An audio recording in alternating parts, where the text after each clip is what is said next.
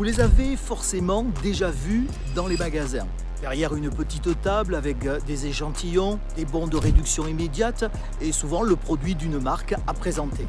On les appelle souvent des animateurs commerciaux. Mais soyons précis, un animateur commercial pilote normalement une équipe, développe les compétences et stimule les performances.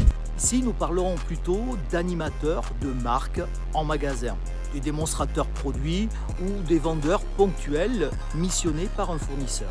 Et trop souvent, le terme animateur est déjà très généreux parce que certaines personnes sont envoyées sur le terrain sans formation réelle, sans connaissance approfondie du produit et généralement sans préparation commerciale. La marque paie une agence pour mettre son produit en avant. L'agence facture la prestation, puis elle cherche quelqu'un de disponible au tarif le plus bas possible et sur le terrain, la personne doit se débrouiller. J'ai déjà vu le même intervenant présenter un produit d'entretien un vendredi, puis faire déguster du foie gras le lendemain. Est-ce impossible? Absolument pas. Un bon vendeur peut travailler dans plusieurs univers, mais uniquement lorsqu'on lui donne les moyens de comprendre ce qu'il vend.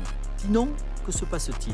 Une personne reste derrière une table, elle récite quelques phrases, elle attend que les clients viennent vers elle et sa principale préoccupation devient parfois de faire signer sa feuille de présence par le chef de rayon. Parce que sans signature, elle risque de ne pas être payée. Pendant ce temps, qui vérifie la qualité de son discours?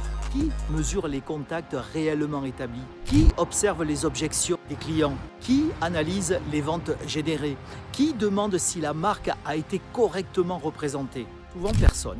Le magasin ne paie pas directement la prestation, le fournisseur est rarement présent et l'agence considère parfois que la mission est réussie simplement parce que quelqu'un était bien derrière le stand.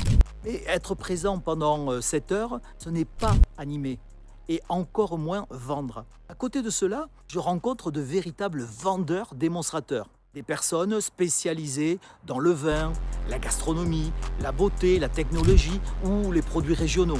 Elles connaissent parfaitement les produits. Elles savent attirer sans agresser. Elles posent des questions. Elles racontent une histoire. Elles font goûter ou démontrent. Elles répondent aux objections.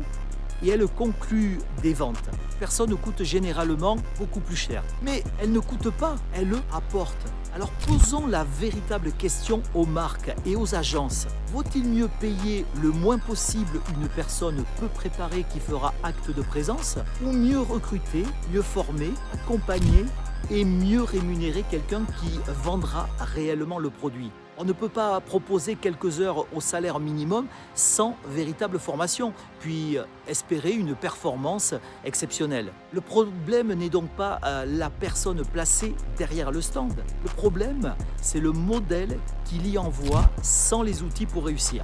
Il est temps que certaines agences cessent d'être de simples agences de placement, devenir de véritables partenaires du commerce. Recruter selon les compétences, former sur chaque produit, spécialiser les intervenants, les accompagner sur le terrain, mesurer autre chose que la présence et rémunérer la valeur créée. Parce qu'une animation de marque en magasin ne doit pas simplement occuper 2 mètres carrés dans une allée. Elle doit attirer, conseiller, convaincre, donner confiance, vendre. Sinon, ce n'est pas une animation commerciale, c'est une feuille de présence placée derrière une table.